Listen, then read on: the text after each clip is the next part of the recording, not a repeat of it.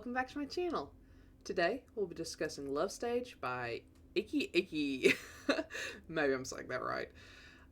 Just to be warned, there will be spoilers, so if you don't want to be spoiled on this manga, go ahead and click off now. No worries, I'll catch you next time. Now for those of you left behind, let's go over some content warnings.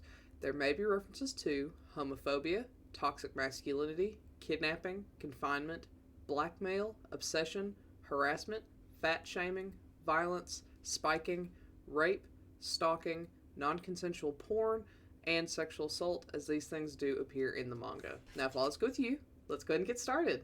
Now, as always, let's start with a quick synopsis. Izumi doesn't fit in with his family. His mother was a model and is now a famous actress. His father was a stage actor and founded the Cena Pro talent agency, and his older brother is the frontman for a famous band. It would be an understatement to say he has talent running through his veins. However, no matter how much innate talent he may have in the entertainment industry, Izumi has no interest in pursuing a career in that field. Instead, Izumi has dreams of becoming a mangaka, just like the creator of his favorite series, La Lulu. There's just one problem. He's terrible, and he has no idea. That's the least of his worries, though, as he's now faced with a new issue. His mother wants nothing more than to act alongside one of the hottest actors of the time, Ryoma Ichijo. Fortunately, the opportunity arises as she's asked to reprise her role in a wedding commercial she, Izumi's father, and Ryoma starred in decades ago. Unfortunately for Izumi, he'll only take the role if the original cast returns. He hopes that he'll get to meet the little girl he worked alongside in the commercial, as he's been in love with her since they met all those years ago. Unbeknownst to Ryoma, that little girl was none other than a cross-dressing Izumi. After some convincing and bribery with La Lulu merch, Izumi agrees to take the job. How will he handle Ryoma's advances? More importantly, though, how will Ryoma handle finding out the woman he's held a torch for all these years is actually a man? Now, this is super cute. I nearly didn't read it to the cover art because, oh my word, it's super stylized.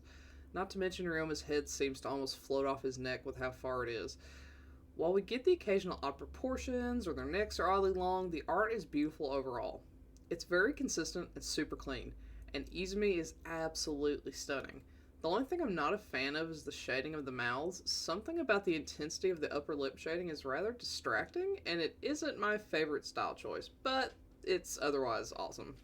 On the flip side, I do also want to talk about the bad art, though. Very rarely do I like to discuss bad art, but it's a must for the series. Izumi wants to be a manga artist, but he's absolutely terrible, and we're blessed with plenty of examples of his artwork. It is absolutely hilarious. I would usually be upset that there was poor art, but seeing Izumi's terrible artwork within the panels of beautiful artwork had me positively cackling. It creates a hilarious dichotomy that I just desperately wanted more of. I wish we could actually buy and read Izumi's manga because I would love to see it in real life, but I'll settle for the snippets I can get in the main story. It is worth noting story-wise, though, that this takes almost every BL trope out there and turns it up to the max for both parody and comedy. There's cross-dressing, memory loss, sibling complexes, and the like. That could be a win for some people or a massive turnoff for others. I enjoyed most of it until we got to the memory loss section. I'm just not a fan of the memory loss trope in general, regardless if it's BL or otherwise, as it generally just hurts my feelings. And even for the sake of parody and comedy, this was no exception.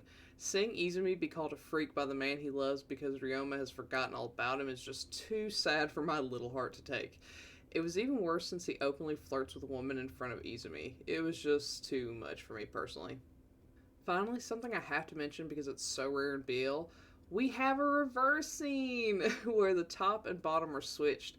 I personally love versatile scenes, but it isn't all that common. It only happens once at the very end of the series, and it has a warning ahead of time so you can avoid it if it's not your thing. But it's one of my favorite sections in this entire series.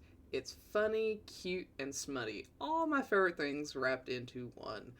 I wish we had more like it in other series, but I'll take what I can get. With all that being said, this is definitely intended to be a comedy, so it's not meant to be taken seriously.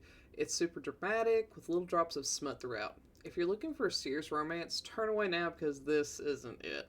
You can't go wrong here if you're looking for something pretty that doesn't take itself too seriously. This is a winner in my book. So, have you read Love Stage? If so, what do you think? Do you agree with my assessment? Do you not? Let me know and comment below. Otherwise, I'll catch you next time. Bye!